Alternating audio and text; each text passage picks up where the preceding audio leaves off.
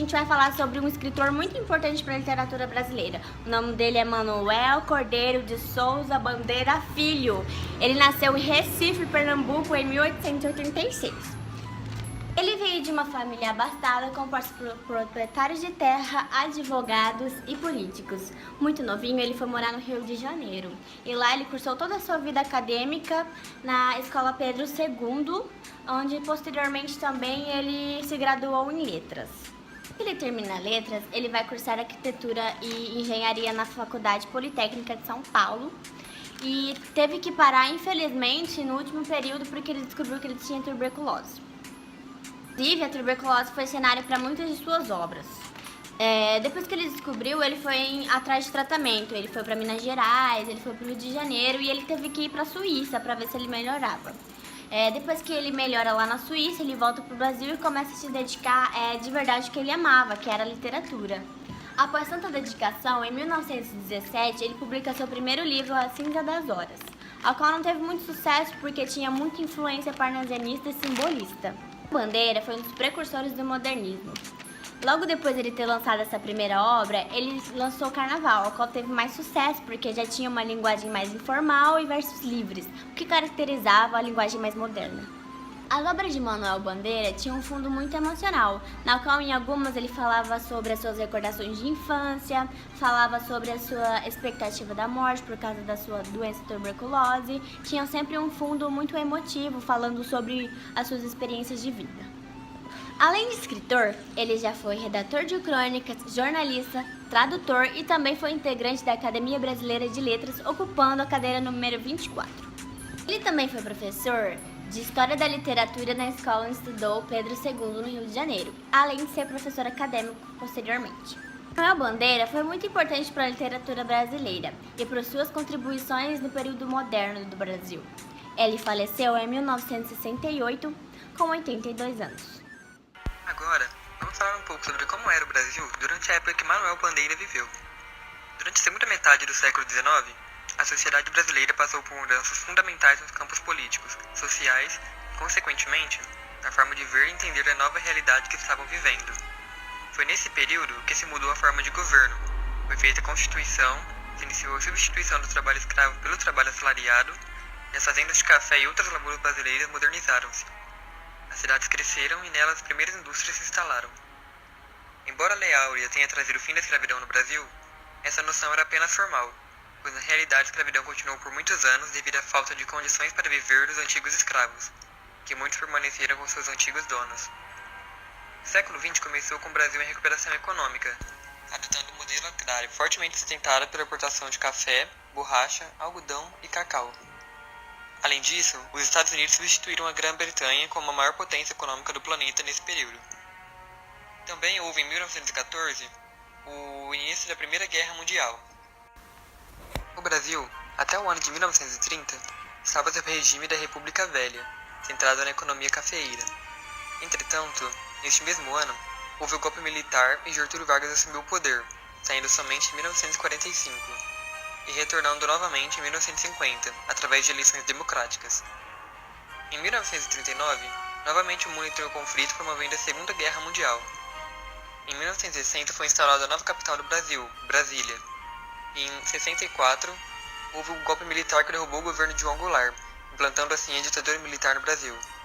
Manoel Bandeira morreu em 68.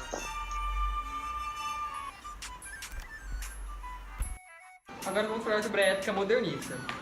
Por intermédio de seu amigo Ribeiro Couto, Manoel Bandeira conheceu diversos escritores paulistas e, em 1922, lançaram o movimento modernista. Embora ele não tenha colaborado diretamente com a Semana da Arte Moderna, de 1922, ele escreveu para diversas revistas, como a revista Terra Roxa e A Revista. A Semana da Arte Moderna é considerada o marco inicial do modernismo brasileiro. Esse movimento contou com duas fases, sendo a primeira a de Manoel Bandeira, que durou entre 1922 e 1930. Essa fase caracteriza-se pelas tentativas de solidificação do movimento renovador e pela divulgação de obras e ideais modernistas. Com sua extensa obra literária, é possível perceber o tradicionalismo e a liberdade em diferentes poemas. A morte, o amor, a solidão estão presentes na sua poesia, da mesma forma que o erotismo e a infância. ele também recebeu influência de Mário e Oswald de Andrade. Seu poema Os Sapos, em virtude de ironizar poetas parnasianos como Olavo Bilac, é considerado o hino da poesia moderna. Em sua obra Os Sapos, veio a ser declamada 3 anos depois, durante a Semana da Arte Moderna, por Ronald de Carvalho.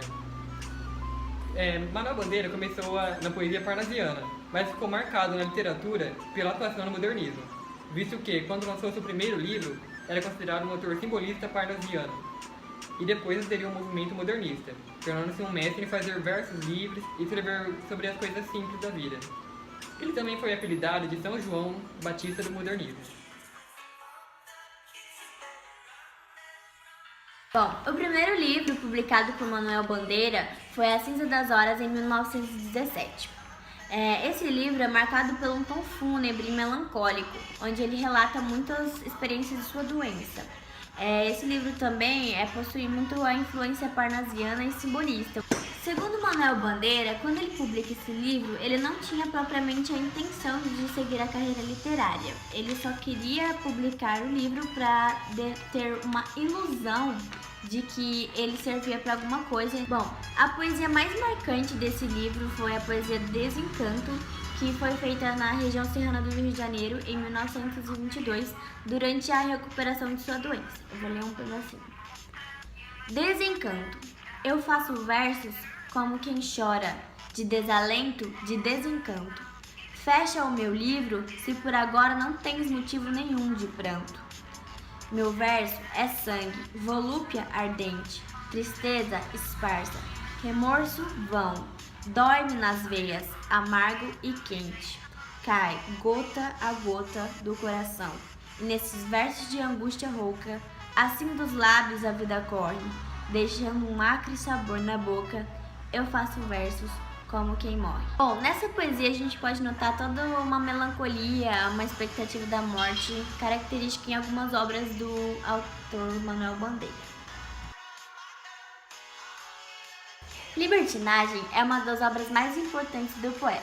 Foi publicada em 1930 e é a primeira obra do autor a ter suas tendências totalmente modernistas.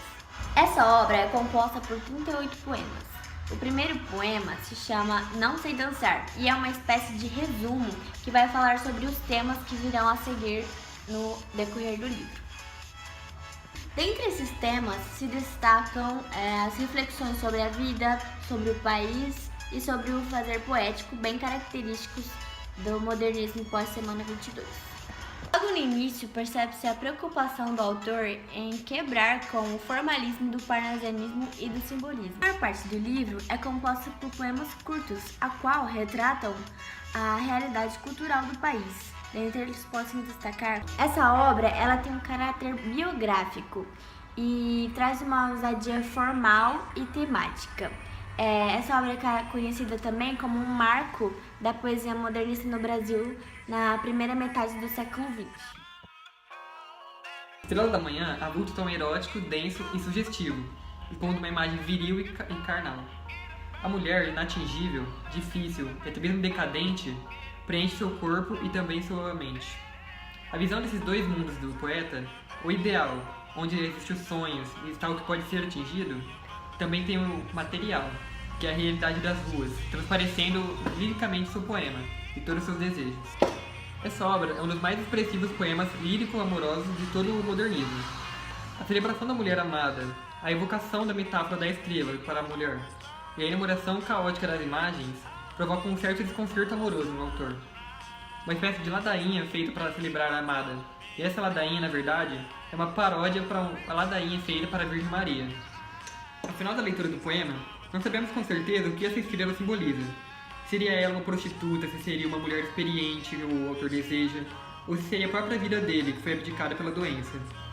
A imagem da estrela está relacionada com certeza ao desejo amoroso frustrado do autor. Na coletânea Estrela da Vida Inteira, publicada em 1965, o autor fez com que sua obra fosse eternizada na história, podendo ser compreendida facilmente em qualquer época. Foi a partir de temas até então considerados banais pela sociedade que ele fez a sua grande poesia, colocando temas como o quarto, o beco, os bares, os jornais e ações cotidianas também, Dessa forma, o autor revelou poesias ricas em construção e significação, apesar de usar uma linguagem em que nada se ajusta aos modos de simbolismo, como, por exemplo, a falta de métrica e de pontuação em seus diálogos, ou até mesmo a pontuação exagerada, que demonstra a força dos fenômenos da natureza. Um poema tirado de uma notícia de jornal, por exemplo, parece ser um tipo de recorte retirado no próprio jornal, como sugere o nome do título. Entretanto, é usando uma linguagem coloquial, que está na boca do povo, que o autor faz uma reflexão filosófica sobre os temas que é apresentado na obra.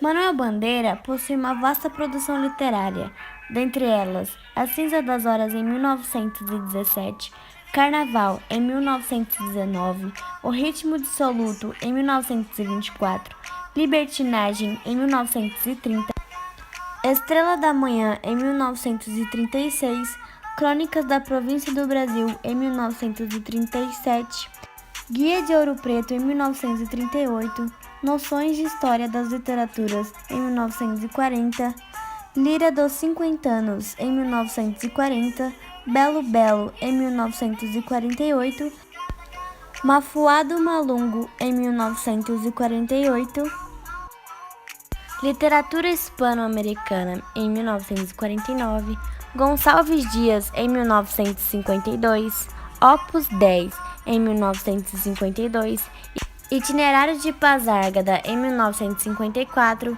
De Poetas e de Poesias em 1954, Flauta de Papel em 1957, Estrela da Tarde em 1963, Andorinha, Andorinha em 1966, Estrela da Vida Inteira em 1966 e, por fim, Colóquio Unilateralmente Sentimental em 1968. Suas obras são um misto das estéticas simbolistas, parnasianistas e também modernistas, cujo ele foi precursor, transparecendo estranheza do poeta frente ao mundo que o cerca, e de que forma esses acontecimentos se refletem em seu íntimo.